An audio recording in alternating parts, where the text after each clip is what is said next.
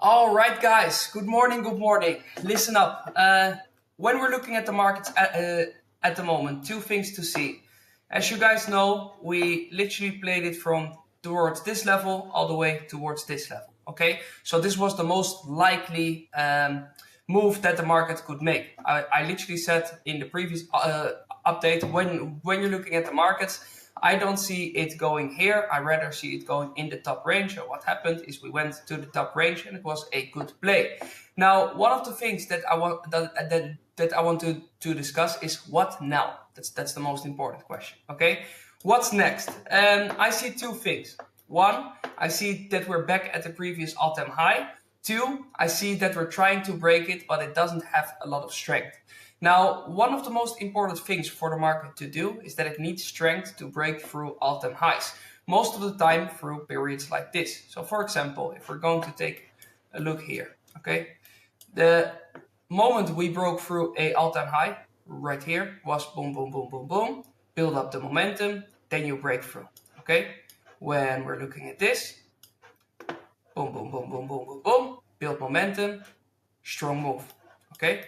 When you're going to take a look at this, for example, here, here, boom, boom, boom, boom, boom, build the momentum, go up. And this may not seem like a big period, but it's a month, a bit more, okay?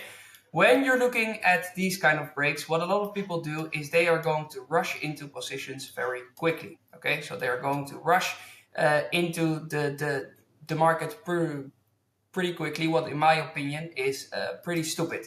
So what I would do is I would say, hey, let's see and wait what kind of response we are going to get for if we actually stay above. So we now have the first close above here, okay, and now I want to see, okay, for how long can we actually stay above and what kind of price is going to develop here. So for example, when we're just taking the red zone, this range, what will happen if we place, for example, this one here and this one here, and how is it going to behave in this range? If I want to potentially play this towards the upside, what isn't the best thing to do in my opinion? Why?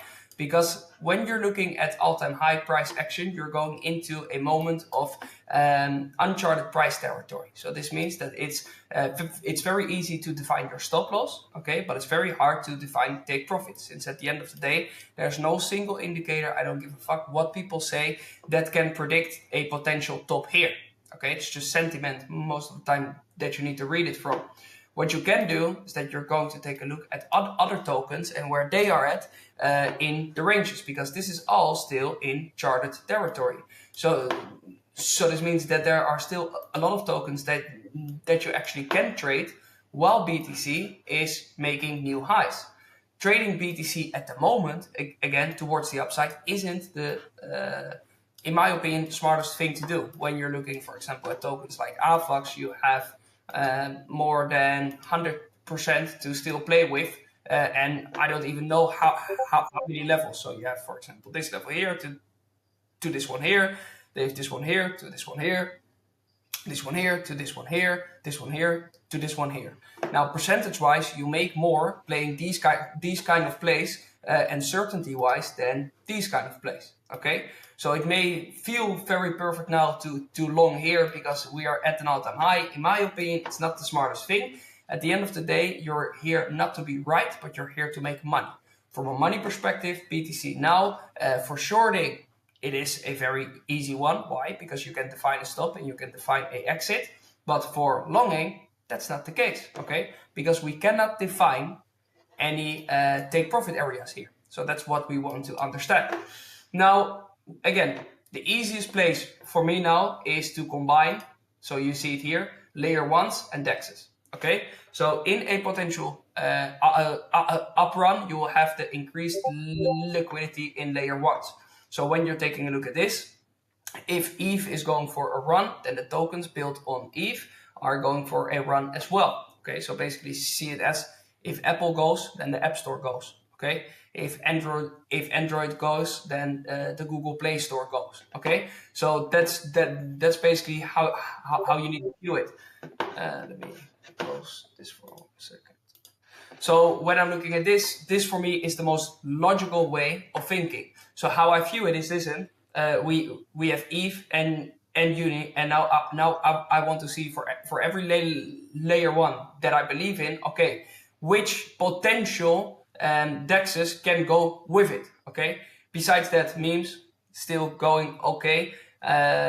When I'm looking at this, same thing again. There is still upside potential to actually trade it towards. That's for me the most important thing. So what I see here, I see this one giving a lot of upcoming uncertainty, while this one, for example, we have one range here and we have one range here. This entire range here is already 60%. Okay, so when you're looking at this, 60% of certainty or